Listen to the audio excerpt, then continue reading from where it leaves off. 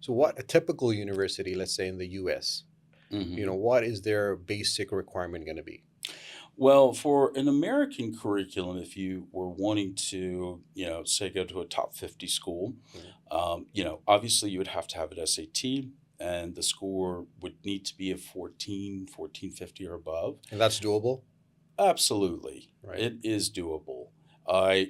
Statistically, students in Saudi Arabia do just as well as any other student globally. Right. So the test itself is manageable if you prep for it. And addition to that, the AP, the advanced placement test as well. So you would typically see with, top 50, top 20, approximately 4 or 5 AP exam scores. Right. And you have to have a 4 or 5 on that. Right. So what are like keeping that all of that in mind with how, entrance exams are and the requirements, what are the major concerns students and parents tend to have when they come to you? I think it's just a sense of not really knowing where to start. Mhm. And, having a plan does not have to be complicated.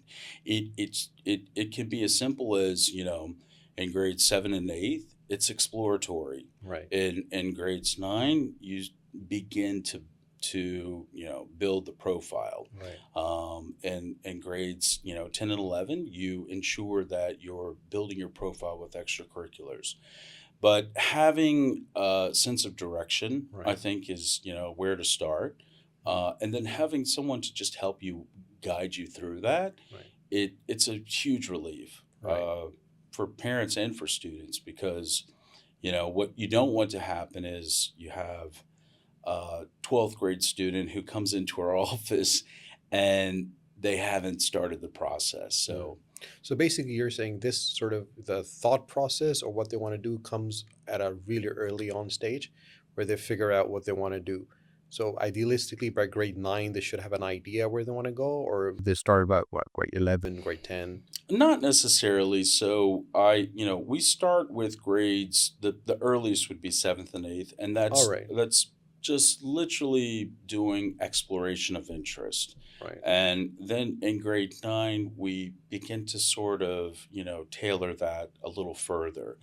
Mm. By grade 10, you should start to have a plan of action Mhm. because as I mentioned, and as you know, it's highly competitive today. Yeah. For international schools, the admittance rate for expat students can be as little as 2%. Really? Why that low?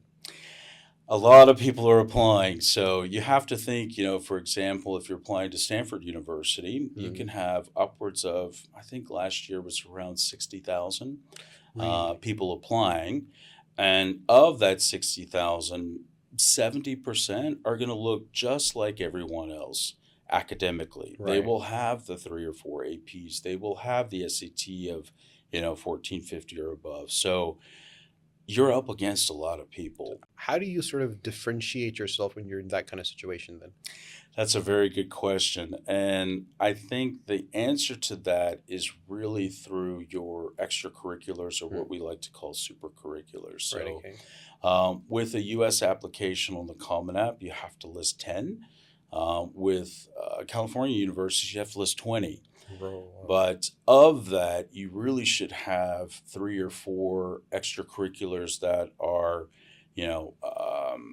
really focused on what you're applying to. So, for example, if you want to go into engineering, you should have 2 or 3 things that really speak to, hey, I want to be an engineer. So meaning if there, we have schools over here in Saudi, and obviously Hmm. we don't have that kind of opportunities. Students don't have that kind of opportunities due to circumstances and everything. So, aren't they at a disadvantage then? I think that's a common myth with parents and with students here in Saudi Arabia. So the types of extracurriculars that I'm mentioning, I think it's presumed that it would be MUNs or volunteering activities. Any of these would suffice, but you really need to go above and beyond. And that is where these unique extracurriculars can be done by anybody, anywhere. So, Uh, for example, we just had a boot camp with some Stanford innovation individuals in AI, and the teams created AI applications that were specifically developed to issues with Saudi 2030. So that's just one example of, being able to create something that is unique. And honestly, anyone can do this. hmm. It's just a matter of planning it out. So it could be something they want to do digitally online, or they want to do something. So is more researching and understanding where they want to go and sticking around with what they want to do that actually helps them on their applications. It's a huge component of it. So showing interest in the university, especially for U.S. schools, Mm. it's a big part of the application What about the process. UK? The UK, so there are, essentially three Mm. pillars, and with UK universities, it's 70% is academics, Right.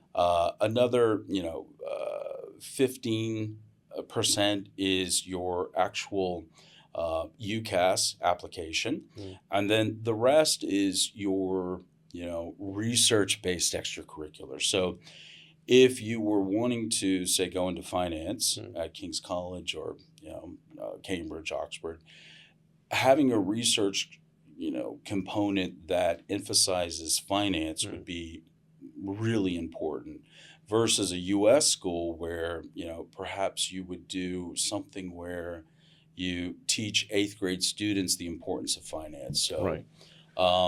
this is where it really helps to have a guiding hand Mm. to choose the right extracurricular.